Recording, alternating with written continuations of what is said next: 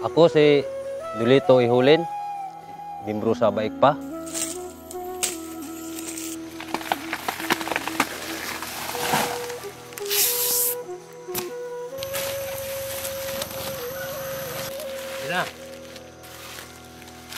So wala pa kay Baikpa siya mga nitapan, ang mabaka yun na mo sa bukid. 5 yun na mo, simana, 35 kilos.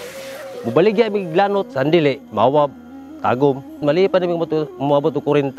Ang plite sa jeep diri sa mua, 2 ang kilo. Sa 40, di mabawasan, nag-2. Among the 11 municipalities of Davao de Oro, the municipality of Mabini ranked first in terms of production area and production volume. However, despite being the top producer of abaca fiber in the province, farmers are still in subsistent living.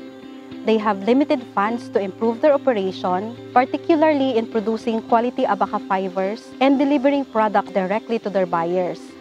They are at the mercy of their local traders.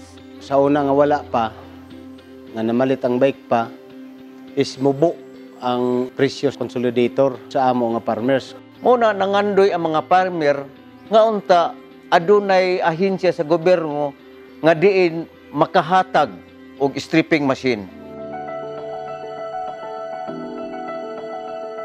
Abaca Fiber Processing and Marketing is an upgrading sub-project of Baekfa. This sub-project aims to address constraints in the post-harvest and marketing segments, particularly the limited access to mechanized stripping machine and low buying price of abaca fiber. The association has a total of 55 members, of which 25 are IPs belonging to Mansaka tribe. This sub-project has a total cost of 8,042,000 pesos. Isa ka hauling truck, isa ka motorcycle, 10 stripping machine, weighing scale is o may working capital nga bali 200,000. With the implementation of the sub-project, it will hasten the production process, the volume will increase, the quality of fiber will improve, the selling price will increase, and the production losses and processing and marketing cost will decrease. Naami agreemento nga inighatod namo sa stripping machine sa area ang responsibilidad diha ang katong amo ang napulo pud ka cluster leader. Tagaan namo sila incentive. Before namo gi-deliver ang stripping machine, nag-request mi sa PhilPIDA nga mo-train aning mga operators uban ang tag-iya sa abaca. Gi-train mi mga 2 ka adlaw.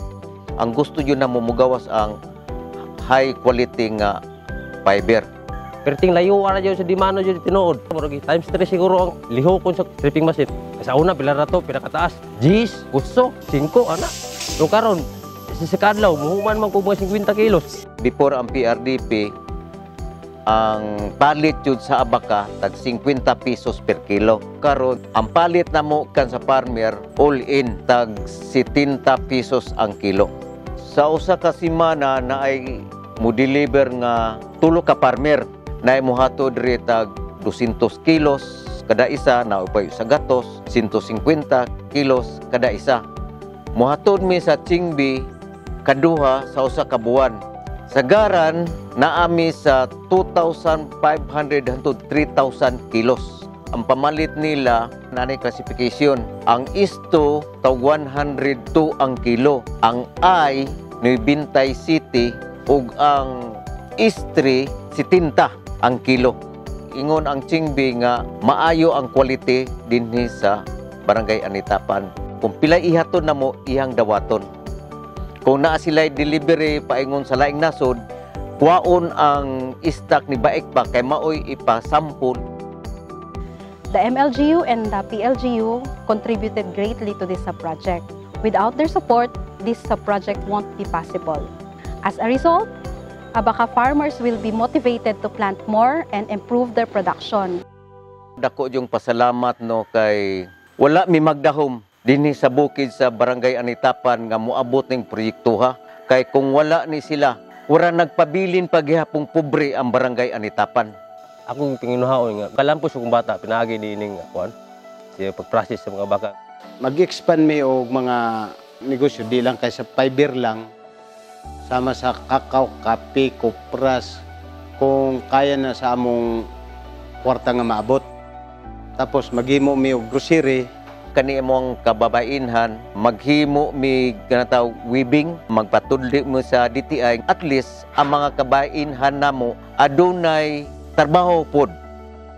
Ang katong mga waste material nga diin mahimo namong sandal ug uban pa.